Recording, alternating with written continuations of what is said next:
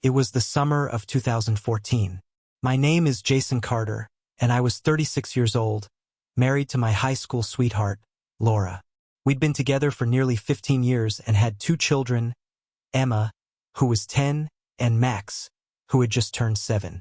We lived in a quiet suburban neighborhood where the lawns were always green, and the sidewalks were lined with bicycles and scooters. Our life seemed perfect. I worked as an operations manager for a logistics company, while Laura had recently started her own freelance graphic design business. She mostly worked from home, which made her more available to the kids and, I thought, kept her grounded. Our days were structured, predictable even.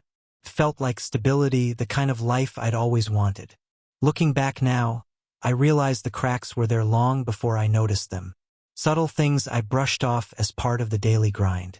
Maybe I was too busy to see them, or maybe I just didn't want to. I had a picture in my mind of what our marriage was, and I was determined to believe in it. But that summer, everything started to unravel. It began innocently enough, or so I thought. Laura had started taking on more projects, often mentioning a new client named Ryan. She'd casually bring him up during dinner conversations, saying things like, "Ryan really loved my design concepts," or "Ryan said I'm his go-to for any future branding work." At first, I was proud. It sounded like her business was thriving, and I wanted her to succeed. But then the mentions became more frequent, more personal. She started slipping in little details about Ryan's sense of humor, or how much he appreciated her creative input. It was subtle, but I could feel a shift. I chalked it up to her being excited about a client who valued her work. Nothing more. A couple of weeks later, Laura started dressing differently. She'd always been stylish, but now she was putting more effort into her appearance, even on days when she wasn't meeting clients in person. She bought new outfits, styled her hair more often, and wore perfume that I hadn't smelled in years. When I jokingly asked if she had a big pitch coming up, she just smiled and said, "It's important to look professional." I didn't think much of it at the time. I was busy at work, dealing with deadlines and a team that seemed to be constantly understaffed. By the time I got home, I was exhausted, and the small changes in Laura's behavior barely registered. It wasn't until one Friday evening that I started to feel uneasy. Laura mentioned she had a meeting with Ryan scheduled for late that night. "It's the only time that worked for him," she said, brushing it off like it was completely normal. Something about the way she said it didn't sit right with me. Why would a meeting with a client need to happen so late? And why not over a video call like usual? I didn't press the issue. I trusted her. But that night, as I sat alone on the couch watching TV, my mind wandered. I told myself I was being paranoid, that Laura would never do anything to jeopardize our family. Still, I couldn't shake the feeling that something was off. When Laura came home, it was nearly midnight. She seemed flustered, her hair slightly disheveled. "How'd the meeting go?" I asked, trying to keep my tone casual. "It was fine," she said quickly, heading straight upstairs. "I'm exhausted. Good night." The next morning, I decided to let it go. I didn't want to be the overbearing husband who doubted his wife for no reason. But as the weeks went on, the late meetings with Ryan became a pattern. She'd always have an explanation. An urgent deadline, last-minute changes to a project, or a brainstorming session that couldn't wait. Each excuse seemed plausible on its own, but together, they started to form a picture I didn't want to see. One evening, while Laura was out meeting Ryan, I noticed her laptop sitting open on the kitchen counter. I hesitated. I'd never gone through her things before. We'd always trusted each other. But something inside me couldn't resist. I clicked on her email, scanning through the messages until I found a thread with Ryan's name. At first, the emails seemed professional discussions about branding, logo designs, and timelines. But as I scrolled further, the tone began to shift. There were compliments about her creativity, her work ethic, and then her appearance.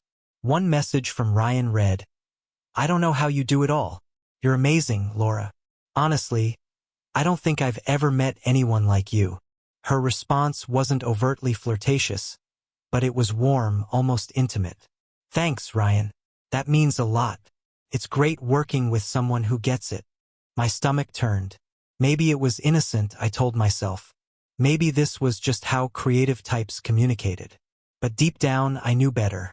I closed the laptop, my heart pounding. That night, I barely slept. I kept replaying the emails in my mind, wondering if I was overreacting or if there was something more. I needed to know for sure, but I didn't know how to approach Laura without sounding accusatory. The following week, I decided to confide in my best friend, David. We'd been close since college, and I trusted him to give me honest advice. When I told him about the late meetings and the emails, he didn't hold back. Jason, you need to trust your gut. If something feels off, it probably is. I'm not saying she's cheating, but you have every right to ask questions. Don't let it fester. His words gave me the push I needed. That night, when Laura came home from another late meeting, I confronted her. I didn't accuse her outright, but I asked her why she was spending so much time with Ryan and why their meetings always seemed to happen at odd hours. She looked taken aback, almost offended. Jason, he's a client. This is how business works sometimes. Why are you acting so paranoid? Her defensiveness only made me more suspicious. I'm not trying to accuse you of anything, I said carefully. I just feel like there's been a lot of secrecy lately, and it's starting to get to me. Laura sighed, her expression softening. I'm sorry if I've made you feel that way. I've just been under a lot of pressure with work. Ryan's demanding, but it's nothing more than that. I promise. I wanted to believe her. I needed to believe her. But the unease lingered, like a shadow I couldn't shake. Something wasn't adding up, and I knew I wouldn't rest until I found out the truth. The tension between Laura and me didn't ease after our conversation. If anything, it grew thicker, hanging in the air like a storm cloud that neither of us was willing to acknowledge. I tried to push the doubts out of my mind, focusing on work and the kids, but every time Laura mentioned Ryan or left the house for one of their so-called meetings, the unease came rushing back. One evening, while we were cleaning up after dinner, Emma asked an innocent question that hit me like a punch to the gut. Mommy, why do you have so many meetings at night? Don't your clients work during the day? Laura froze, the dish she was holding clattering against the sink. Sometimes people have busy schedules, sweetie. It's just part of my job, she replied, her tone overly cheerful. Emma shrugged and went back to her homework, but I couldn't let it go. After the kids were in bed, I brought it up again. Laura, don't you think it's odd that Emma is noticing your schedule? I mean, it's starting to stand out to everyone. Her face hardened. Jason, I don't need you turning the kids against me. I've told you it's just work. If you can't trust me, that's your problem, not mine. The way she dismissed my concerns stung, but I didn't press further. I wasn't ready to ignite another fight, especially not without proof. Still, I couldn't shake the feeling that she was hiding something, and her deflection only deepened my suspicion. The next day, I decided to dig a little deeper. I reached out to David again, explaining how things had escalated since our last conversation. He suggested that I start keeping a closer eye on Laura's movements, not in a way that felt invasive, but enough to gather information and put my doubts to rest, one way or another. That evening, while Laura was out at another meeting, I checked her phone. I knew it was a violation of trust, but I felt backed into a corner. To my surprise, her messages with Ryan had been deleted. Every single one. It was a red flag I couldn't ignore. Who deletes texts from a client unless they have something to hide? My heart raced as I scrolled through her call log, finding multiple late-night calls to Ryan's number. They were always short, but the frequency was alarming. I took a deep breath, my mind racing. Deleting messages wasn't necessarily proof of infidelity, but it certainly didn't help her case. I decided to take David's advice and install a GPS tracker app on her phone. If nothing else, I'd at least know where she was during these late-night excursions. Over the next few days, I monitored her movements. Most of the time, she was exactly where she said she'd be, at local coffee shops or her clients' offices. But on Friday night, something changed. Laura told me she was meeting Ryan at a downtown co-working space, but the tracker showed her car parked in a residential area on the outskirts of town. My stomach dropped.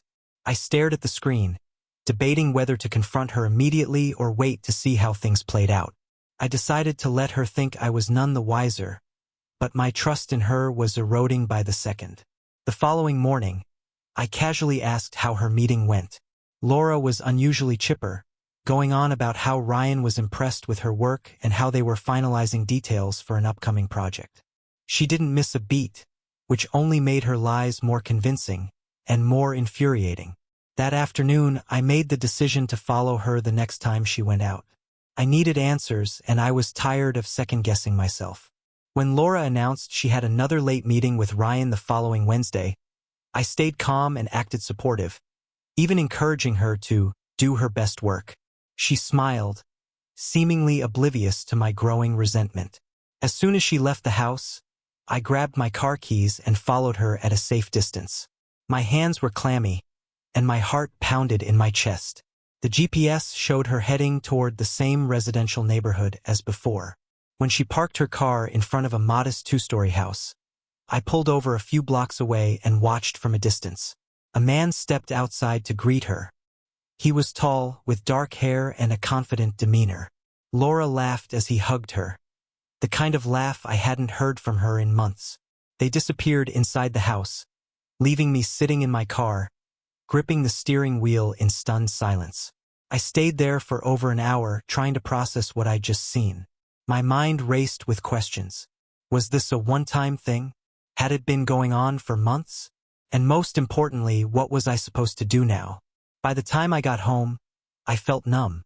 Laura returned later that night, acting as if nothing had happened. I couldn't bring myself to confront her. Not yet. I needed to be sure before I turned our lives upside down. Over the next few days, I began gathering evidence. I checked the GPS logs, confirming that she'd been to the same house multiple times. I even looked up the property records, which showed the house was owned by none other than Ryan himself. It all started to make sense. The late meetings, the deleted texts, the defensive attitude. Laura wasn't just cheating on me. She was building a secret life right under my nose. Now, I had a choice to make. Do I confront her directly, or do I wait until I've built an airtight case? Either way, I knew one thing for certain. The woman I thought I knew, the woman I'd built a life with, had betrayed me in the worst possible way. If you're still here, let me know your thoughts in the comments below. What would you do in my situation? Don't forget to like, share, and subscribe for more stories like this. Your support means the world to me, and I can't wait to hear your perspective. Stay tuned for the next chapter of this journey. It's only just beginning. The tension in my life had reached a breaking point. Every smile from Laura felt like a betrayal. Every, "I love you," like a slap in the face. I hadn't yet confronted her, but the evidence was stacking up, each piece pointing to a truth I wasn't ready to fully accept. The next steps were crucial. I needed to decide how to handle the situation without losing myself in the process. A week after I had followed her to Ryan's house, I decided to bring in a private investigator. David had suggested it during one of our conversations, and now it felt like the only way forward. I met with a man named Greg, a no-nonsense type who promised to uncover the truth discreetly. He assured me that within a week, he'd have everything I needed to confirm what I already suspected, or disprove it entirely. While Greg worked in the background, I tried to maintain a semblance of normalcy at home. Laura, oblivious to my growing awareness, continued her charade. She still went to meetings, still laughed at Ryan's texts when she thought I wasn't looking, and still acted as if everything was fine. Her performance was flawless, and it made me sick. The real breaking point came on a Saturday morning. We were sitting in the living room with Emma and Jack watching cartoons. Laura's phone buzzed on the coffee table, and without thinking, Jack picked it up and handed it to her. "Mom, Ryan says he can't wait to see you tonight," Jack said innocently, reading the preview of the text aloud. Laura's face turned pale, and she snatched the phone from him with more force than necessary. "That's not for you to read, Jack," she said, her voice tight. Jack looked confused. "Sorry, Mom. I didn't mean anything. The damage was done." I could feel the tension radiating off Laura as she quickly excused herself and went upstairs, phone clutched tightly in her hand. My stomach churned. If she was careless enough to let something like that slip, what else was she hiding? That evening, Greg called. "Jason, you were right. She's definitely seeing this guy outside of work. I've got photos, timestamps, even a recording of a conversation they had at a cafe. It's not just business. My heart sank. Can you send me the evidence? Absolutely. I'll email it to you tonight. But listen, you need to think about how you want to handle this. These things can get messy. Messy didn't even begin to describe it. I hung up and sat in silence for a long time, staring at the family photo on the mantel. Laura's smile seemed so genuine. Her arms wrapped around me and the kids like she actually cared. But now it all felt like a lie. When the email came through, I opened it with trembling hands. The photos showed Laura and Ryan together in various places, walking hand in hand at a park, sitting close at a restaurant, and, most damning of all, sharing a kiss outside his house. The audio recording was equally incriminating. In it, Ryan's voice was clear as he told Laura, "I can't wait until we don't have to sneak around anymore." I couldn't listen to the rest. My head spun and I felt physically ill. The woman I had built a life with, the mother of my children, was living a double life right under my nose. The next morning, I decided it was time to confront her. I waited until the kids were out of the house, sent over to my parents for a day of fun. Laura was in the kitchen, sipping her coffee and scrolling through her phone, completely unaware of the storm about to hit. "Laura, we need to talk," I said, my voice steady despite the turmoil inside me. She looked up, surprised by my tone. "Sure, what's up?" I set my phone on the table and pressed play on the audio recording. As Ryan's voice filled the room, her face went from confused to horrified. She reached for the phone, but I snatched it away. "Don't even think about it," I said coldly. "You've been lying to me, to our kids, for months. I have the proof, Laura. Photos, recordings, everything." Tears welled up in her eyes, but I felt no sympathy. "Jason, I can explain." "Explain what?" I snapped. "Explain how you've been sneaking around with Ryan while telling me you were working late? Explain how you've been betraying the family we built together? Go ahead, Laura. I'm listening." She broke down, sobbing into her hands. "It's not what you think. It just happened, and I didn't know how to stop it." "That's your excuse? It just happened? You didn't know how to stop cheating on your husband?" "I was lonely," she shouted, her voice cracking. "You've been so distant lately, always busy with work, and I felt invisible. Ryan made me feel seen." Her words stung, but they didn't absolve her. "So your solution was to destroy our marriage? To betray me and the kids? Do you even realize what you've done?" Laura tried to reach for me, but I stepped back. "Jason, please. I love you. I don't want to lose you." I laughed bitterly. "You should have thought about that before you started sneaking off to Ryan's house. Love isn't just a word, Laura. It's a commitment, and you broke it." The rest of the conversation was a blur. Laura begged for forgiveness, swearing she'd end things with Ryan and do whatever it took to fix our marriage. But I couldn't bring myself to believe her. Trust was the foundation of our relationship, and she had shattered it beyond repair. When I told her I wanted a divorce, she fell to her knees, sobbing uncontrollably. But my decision was final. I couldn't stay with someone who had betrayed me so completely. By the time the kids came home, Laura had locked herself in the bedroom, and I was left to explain to Emma and Jack that things were going to change. I didn't tell them the details, only that Mommy and Daddy needed some time apart. Their innocent faces broke my heart, but I knew this was the right choice. The days that followed were a whirlwind of legal meetings and painful conversations. Laura moved out, and I focused on being the best father I could be. The kids were my priority now, and I was determined to shield them from as much pain as possible. But the hardest part was yet to come, facing the future as a single parent and rebuilding my life from the ground up. Still, I knew one thing for certain. I deserved better, and so did my kids. Let me know in the comments how you'd handle a situation like this. Don't forget to like, share, and subscribe for more stories. Your support keeps me going, and I can't wait to share the next chapter with you. Stay tuned, there's more to come. The decision to file for divorce set the wheels in motion for the next, most grueling chapter of my life. Laura's tears, her apologies, her promises, they all felt hollow. Every conversation with her was a minefield of emotions, and every moment with the kids was a delicate balance of shielding them from the fallout while trying to keep their world intact. Laura, however, wasn't going down without a fight. She alternated between desperate pleas for forgiveness and fiery accusations that I was giving up on us too easily. But her behavior only solidified my resolve. I had spent enough nights lying awake, wondering how I'd missed the signs. I couldn't let her manipulate me into staying. The first court hearing was set for 2 weeks after I filed. Laura's response came as no surprise. She denied any wrongdoing. Her lawyer painted a picture of a struggling wife, neglected and vulnerable, who made a mistake but still loved her family. It was all so carefully orchestrated. But the truth was on my side. I had the evidence and I was prepared to use it. The day before the hearing, Laura showed up unannounced at my parents' house, where the kids and I were staying temporarily. She begged for a private conversation, and against my better judgment, I agreed. We sat in the backyard, away from prying eyes and ears. "Jason, please," she started, her voice trembling. "I know I messed up, but can't we at least try counseling? For the kids' sake." "Counseling?" I scoffed. "Laura, you didn't just mess up. You made a choice, a conscious, deliberate choice to betray me and everything we built. You don't fix that with a few therapy sessions." Her eyes filled with tears. "I was lost, Jason.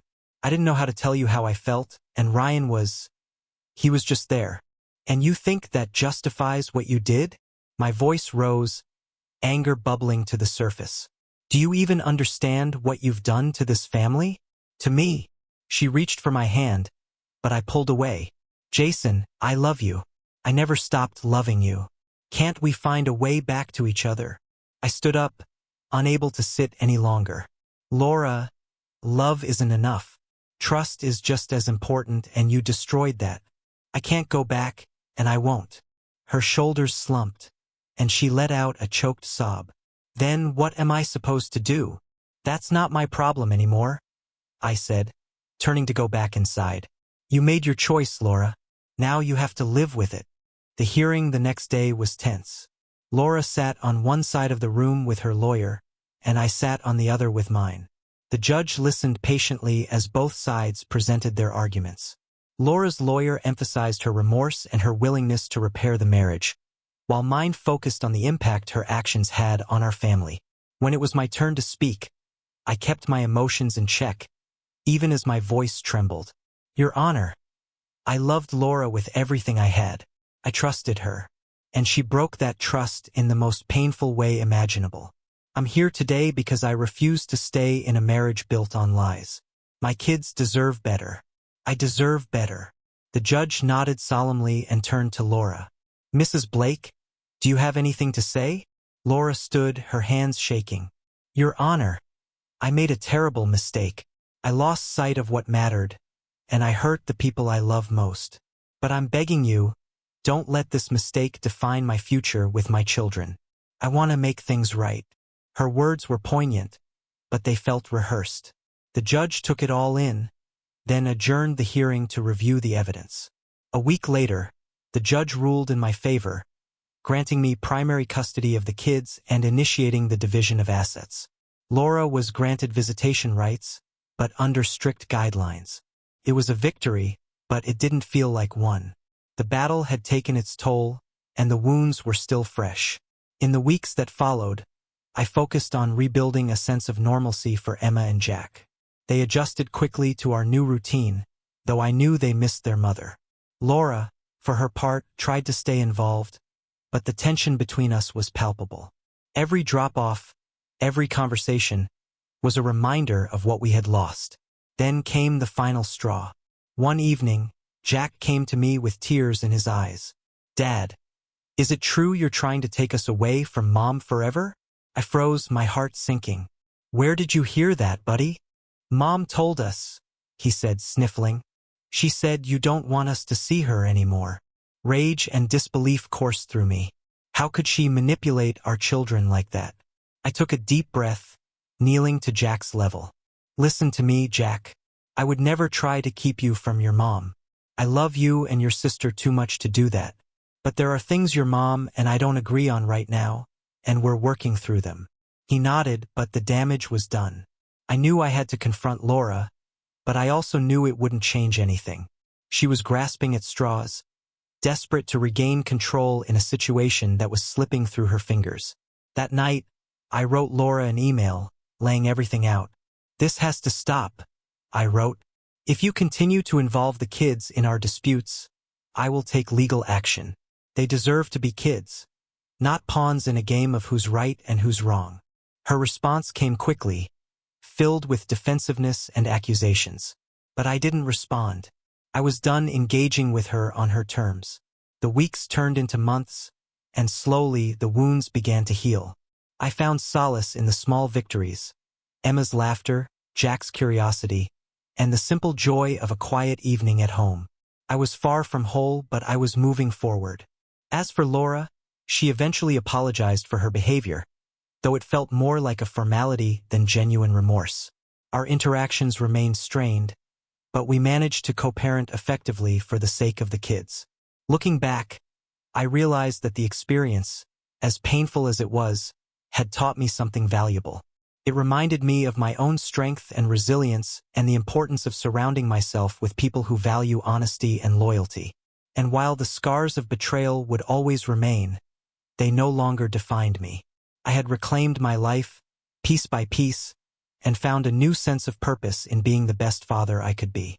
Let me know how you would handle a situation like this in the comments below. Don't forget to like, share, and subscribe for more stories. Your support means the world to me, and I can't wait to bring you more tales that inspire, entertain, and remind us of what truly matters. As the weeks passed, the tension between Laura and me grew unbearable. The custody arrangement was working on paper, but every exchange of the kids became a battlefield. Laura's bitterness over the divorce and the court's rulings was palpable, and she began looking for ways to assert control. One Saturday, during her visitation weekend, Laura arrived an hour late to drop off Emma and Jack. I waited at the front door, my irritation barely contained. When she finally pulled up, she stepped out with a strained smile, but I could see the anger simmering beneath her calm exterior. "Sorry, we got caught in traffic," she said, her voice clipped. "Traffic for an hour?" I asked, my tone sharper than intended. She crossed her arms. "It happens, Jason. Can we not do this in front of the kids?" I looked at Emma and Jack, who were sitting silently in the back seat, their faces a mixture of confusion and discomfort. I nodded and gestured for them to come inside. They hurried past us without a word, sensing the tension. "Laura, this isn't working," I said once the kids were out of earshot. "We need to figure out a better way to communicate. This isn't good for them." "Don't act like this is all my fault," she snapped. "You've been impossible to deal with since the divorce. Because you refused to accept responsibility for what you did," I shot back. "This isn't about us anymore, Laura. It's about them." Her eyes narrowed, and for a moment, I thought she might lash out. But instead, she turned and walked back to her car, slamming the door behind her. The tires screeched as she sped away. Inside, I found Emma sitting on the couch, hugging a pillow tightly, while Jack played quietly with his Legos. I sat down next to Emma and put a hand on her shoulder. "You okay, sweetheart?" She nodded, but her eyes were watery. "Why do you and Mom fight so much?" My heart sank. Sometimes grown-ups don't agree on things, and it can make them upset. But that doesn't mean we don't love you and Jack. That will never change. Emma didn't respond, but she leaned into me, and I wrapped my arms around her. I made a silent vow to shield her and Jack from as much of the fallout as I could. Later that evening, I received an email from my lawyer. Laura had filed a motion to revisit the custody arrangement, claiming I was unfit to be the primary caregiver. My blood boiled as I read through the document, which was filled with exaggerated claims and outright lies. She accused me of being emotionally distant, neglectful, and even implied I was using the kids to punish her. I immediately called my lawyer, who assured me we would fight the motion. "She's grasping at straws, Jason," he said. "The court already ruled in your favor. She doesn't have a leg to stand on." But Laura's actions didn't stop there. She began involving the kids in her campaign against me, subtly planting seeds of doubt in their minds. Emma came home one evening asking why I didn't want her to see her mom more often. Jack, usually quiet and reserved, started acting out, clearly confused and torn between his parents. One night, after putting the kids to bed, I sat in the living room, staring at the wall. The weight of everything was crushing me. The divorce, the custody battle, Laura's manipulations. It all felt overwhelming. I knew I had to do something to take back control. The turning point came when Emma came to me with a piece of paper she had found in Laura's purse during a visit. It was a letter addressed to her lawyer, detailing a plan to accuse me of verbal abuse in an attempt to gain full custody. My hands trembled as I read the letter, disbelief turning to anger. "Emma, does your mom know you have this?" I asked gently. She shook her head. "I thought you should see it." I hugged her tightly, overwhelmed by her loyalty and trust. "Thank you, sweetheart. You did the right thing." The next day, I handed the letter to my lawyer, who immediately filed a motion to have Laura's custody claim dismissed and sought sanctions for her actions.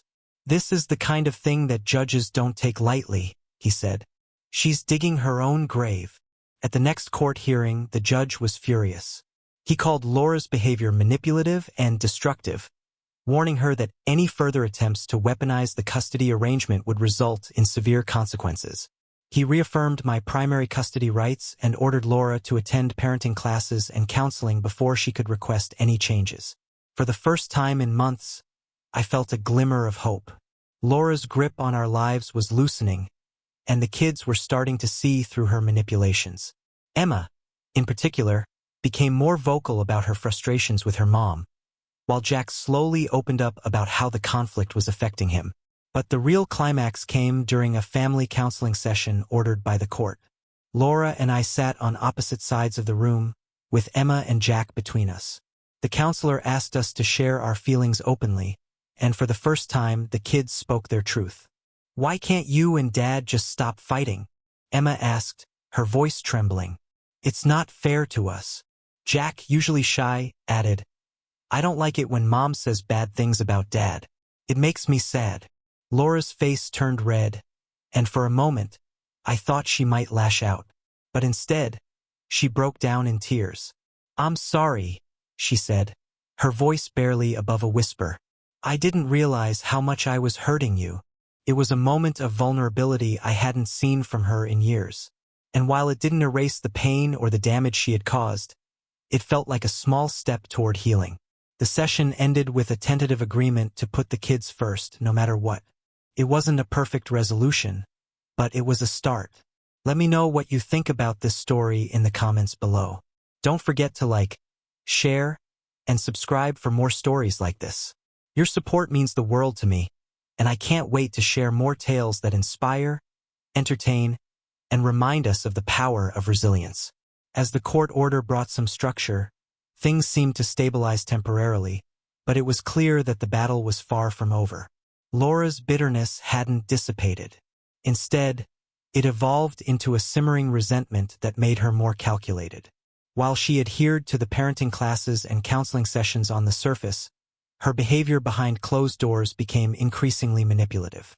The tipping point came when Emma confided in me about a troubling incident. During one of her visits to Laura's house, Emma overheard a conversation between her mom and a friend. Laura was planning to file for full custody again, this time claiming that I was alienating the kids from her by planting negative ideas about her in their minds. Emma's voice cracked as she relayed the details, clearly torn between loyalty to her mother and her frustration at being used as a pawn. "I don't know why she keeps doing this," Emma said, her eyes glistening with tears. "I just want everything to go back to normal." I hugged her tightly, my heart breaking for what she was enduring. "It's not your job to fix this, sweetheart," I said. "You just focus on being a kid. I'll handle the rest." That night, I called my lawyer and shared what Emma had told me. He agreed that Laura's potential claim could become a serious issue if we didn't address it preemptively. We decided to file a motion for additional court-monitored visitation restrictions and seek a professional child psychologist to document the emotional toll her actions were taking on the kids. As the legal wheels turned, Laura continued her subtle campaign to turn the children against me. Jack, still young and impressionable, became more withdrawn during our time together, while Emma started questioning whether she was doing the right thing by confiding in me. It was clear that Laura was feeding them ideas to manipulate their emotions. The burden of loyalty was becoming too much for them to bear. One weekend, during her scheduled visitation, Laura pushed the boundaries of the custody agreement again. She was supposed to return the kids by 6 p.m. on Sunday, but as the clock ticked past 7, there was no sign of her. My calls went unanswered, and my texts received no response. Panic set in as I imagined the worst-case scenarios. Finally, at 8:30 p.m., Laura pulled into the driveway, unapologetic and defiant. "You're late," I said, trying to keep my voice calm for the kids' sake.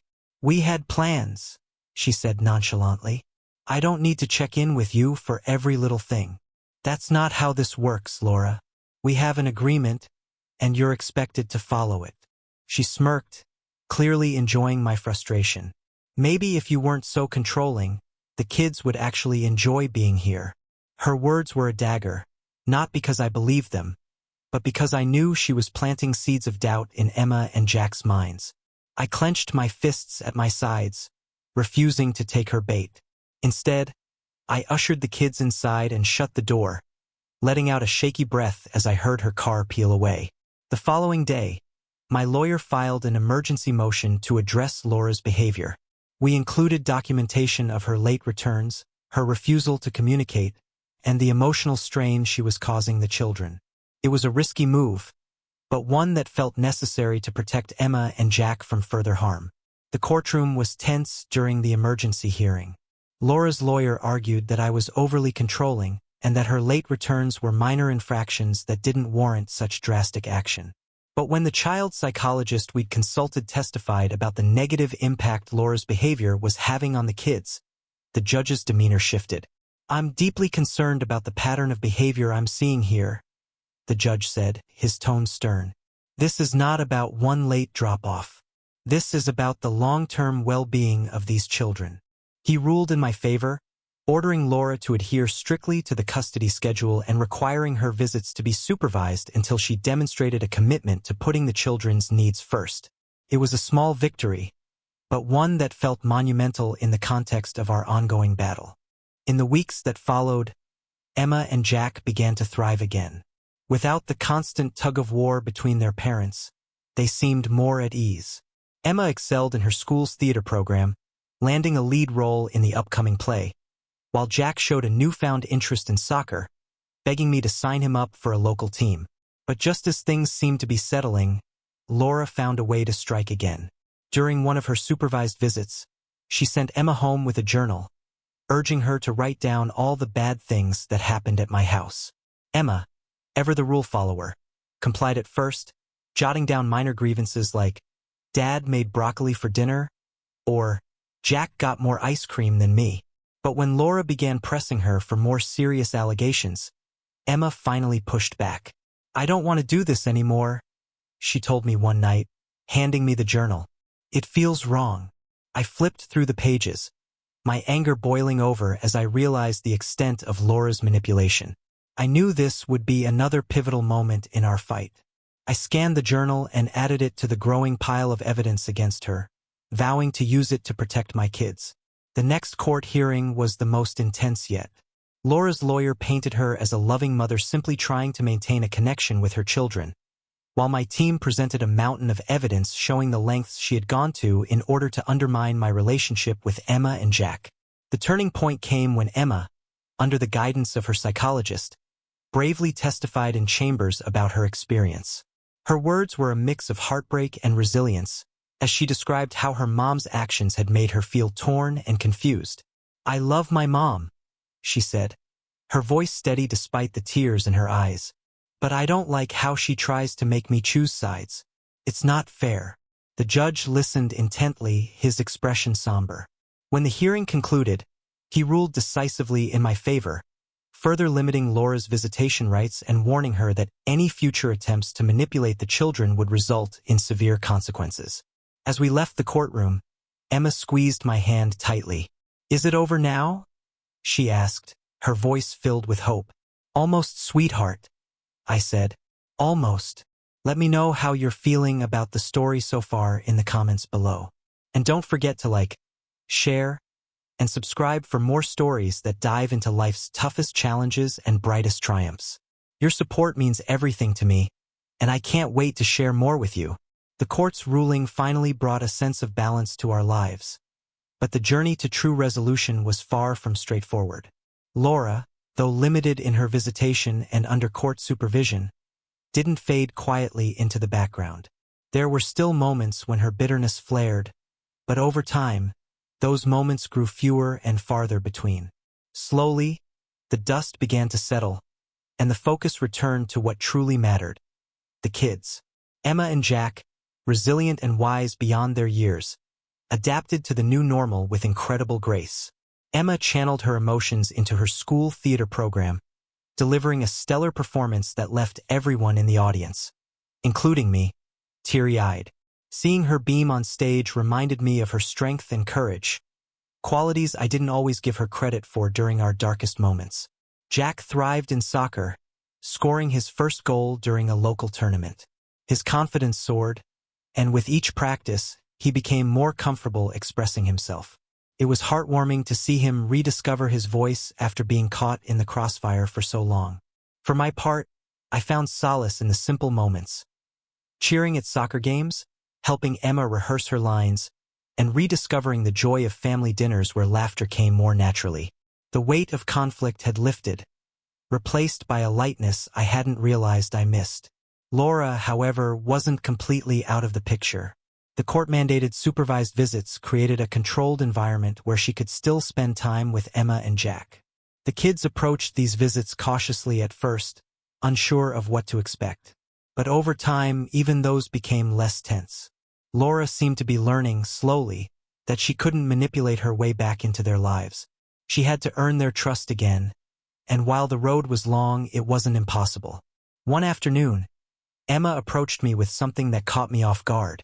"Dad," she said hesitantly, "do you think Mom will ever change?" I paused, unsure how to answer. "Change is hard," I said carefully, "but I think everyone has the ability to change if they're willing to put in the effort." Emma nodded, her expression thoughtful. "I hope she does," she said quietly. "I miss the way things used to be." Her words were a reminder of the scars left behind by the turmoil. While I couldn't erase the pain or undo the choices that had led us here, I could do my best to provide a stable, loving environment for my kids, a place where they felt safe and supported no matter what. Over the next few months, things continued to improve.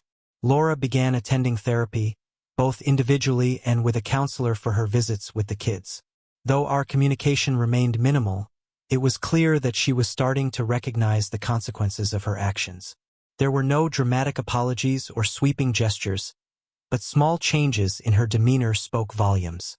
One day, as I dropped Emma and Jack off for a visit, Laura surprised me. "Mark," she said, her voice softer than I'd heard in years. "Thank you for everything you've done for the kids. I know I've made things harder than they needed to be, but I'm trying." I didn't respond immediately, caught off guard by the vulnerability in her tone. Finally, I nodded. "For their sake, I hope you keep trying." It wasn't forgiveness, but it was a step forward, a tentative truce in a battle that had left everyone weary. As time went on, I began to focus more on myself. I started running again, a hobby I'd abandoned during the chaos of the past few years. The quiet mornings became a form of therapy, giving me time to reflect and process everything we'd been through. I reconnected with old friends, joined a local book club, and even went on a few dates. Not with any expectations, but simply to remind myself that life could move forward. The biggest change, however, was within me. For so long, I'd defined myself by the struggles and conflicts with Laura. Letting go of that identity wasn't easy, but it was necessary. Slowly, I began to rediscover who I was outside of being a husband or a father navigating a legal battle. I was just Mark, a man finding his way back to happiness. One evening, as the kids and I sat around the dinner table, Emma looked up from her plate with a smile. "You seem happier, Dad," she said, her voice filled with warmth. I smiled back, my heart swelling. "I am, Emma. I really am." And in that moment, I realized how far we'd come. The road ahead wasn't without its challenges, but for the first time in a long time, it felt manageable.